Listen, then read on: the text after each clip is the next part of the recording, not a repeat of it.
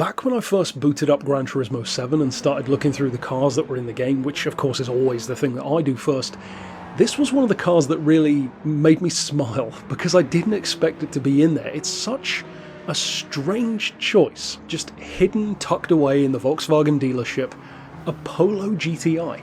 I mean, it makes sense, you know, there's nothing wrong with the car, and the platform of the Polo itself has spawned a number of other great models as well, like the Skoda Fabia VRS and the Seat Ibiza Cupra, but it's just not a car I expected to be in there, you know?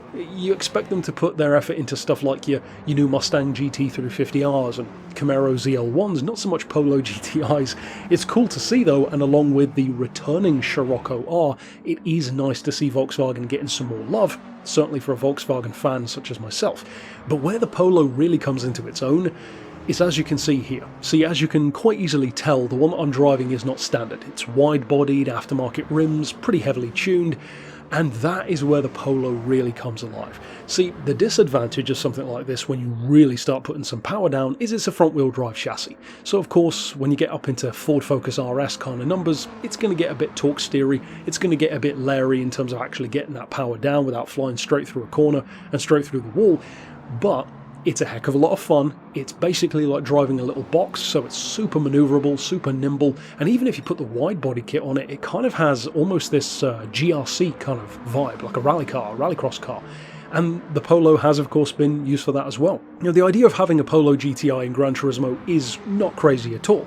It's something which kind of fell to the wayside in the past game, but prior to that, from at least Gran Turismo 4 through 6, there was a Polo GTI in there. And there was the one that I liked even more, the Lupo GTI, which I think is going to become a serious collector's item in future. They're already fairly rare, and I think they're going to continue to be, and I would personally love to drive one.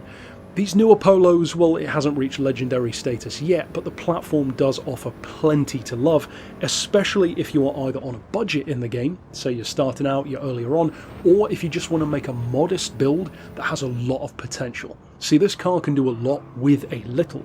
It's not overly light at 1272 kilos, but that's nothing that a bit of weight loss can't help. The power though is pretty modest, 189 horses, and even the monster that I'm driving here is putting out less than 250, because I built it to be essentially a Polo R, so I wanted it to feel like a Golf. Even so, with 250 horsepower, what it can do goes so much beyond that, even on sports tyres. And even with all of this being considered, you're still only looking at around the 450 point region without any tuning. And of course that's going to jump up once you do stuff to it, as I have, but still that's a pretty healthy place to start for a car with nearly 200 horses, well under 1300 kilos, front wheel drive chassis, so it's chuckable, it's manoeuvrable on-road and off-road. Yeah, it's just one of those cars which, especially for 28 grand, which is what it is in the game, it's easy, I think, to kind of forget that it's in the game, to completely overlook it in the first place. I feel like for newer players who don't even know that this is a new car, you could easily just think, oh, there's a Polo. Anyway, moving on. But for those of us who have played all of the games, or most of them, for me at least, I saw it and was like, okay, well that's new, and that's a very specific choice of new Volkswagen to pick.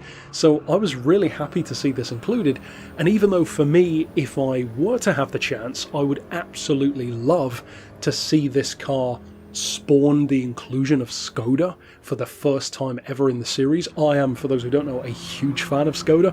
I think that the VRS models are really cool, the Octavia and the Fabia, and the earlier model Fabia back when the VRS was a diesel, those 130 horsepower models, which are also becoming quite collectible. That is the basis of my favourite rally car of all time, the white and green Fabia WRCs. So I have a lot of love for the basically Polo platform, because that's what many of these spawned from Seat, Skoda, Volkswagen themselves, and yeah, it's not a car that a lot of people are going to be talking about. It doesn't get that much chatter because it's a Polo, and it's not like it's going to redefine your concept of speed or what a car can do, but it's just a really fun little hoot of a car. You could modify it to be a boy racer track day car and have fun. You could modify it to be a race spec vehicle, maybe a rally spec vehicle, or just something like I did, some kind of weird wacky mashup recreation of an R.